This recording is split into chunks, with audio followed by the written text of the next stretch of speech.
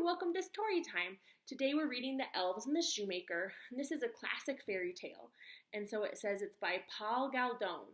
And so what that means is that he didn't make up the story, but he'd heard it and he wrote down the words in this book for us today. Fairy tales are often told from a long time ago, and they're passed down through lots of different people. There once was a shoemaker who, through no fault of his own, became so poor that at last he had nothing left but just enough leather to make one pair of shoes. He cut out the shoes at night so he could set to work on them in the morning. Because he had a good conscience, the shoemaker laid himself down in his bed and he fell asleep at once. In the morning, after he had said his prayers, the shoemaker went to the workshop. There he found the pair of shoes made and finished and standing on the table. He was very much astonished and could not tell what to think. He took the shoes into his hand to examine them carefully. They were so well made that every stitch was in the right place, just as if they had come from the hand of a master workman.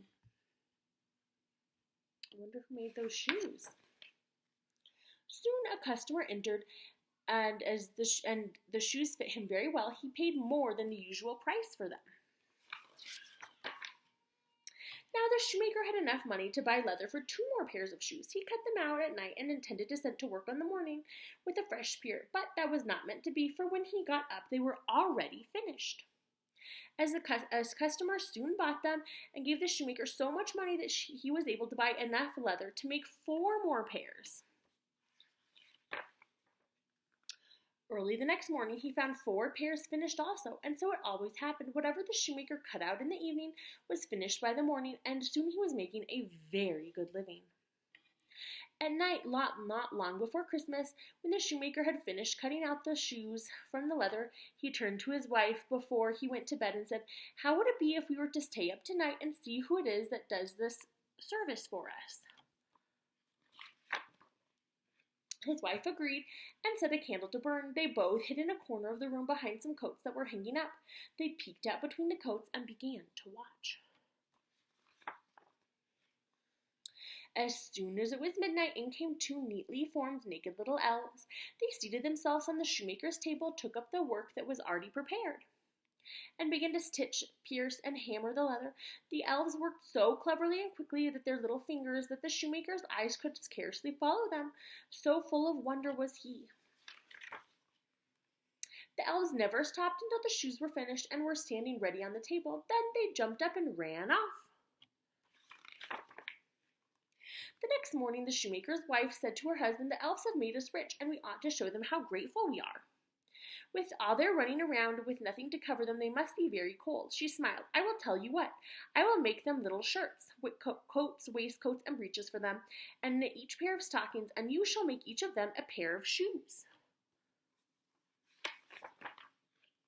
The husband consented willingly, and that night when everything was finished, they laid the gifts on the table instead of the cut-out leather. Then they hid themselves so that they could observe how the elves behaved when they saw their presents. At the stroke of midnight, when the elves rushed in ready to set to work, but what they found was the neat little clothes made just for them, they stood a moment in surprise, and then they showed the greatest delight. Quickly they took up the pretty garments and slipped them on, singing, "What spruce and dandy boys are we, no longer cobblers we will be." They hopped and danced about, jumping over the chairs and tables, and at last they dashed out the door. From that time on, the elves were never seen again, but the shoemaker and his wife prospered as long as they lived. And that's the end of the story. I'll see you next time. Goodbye.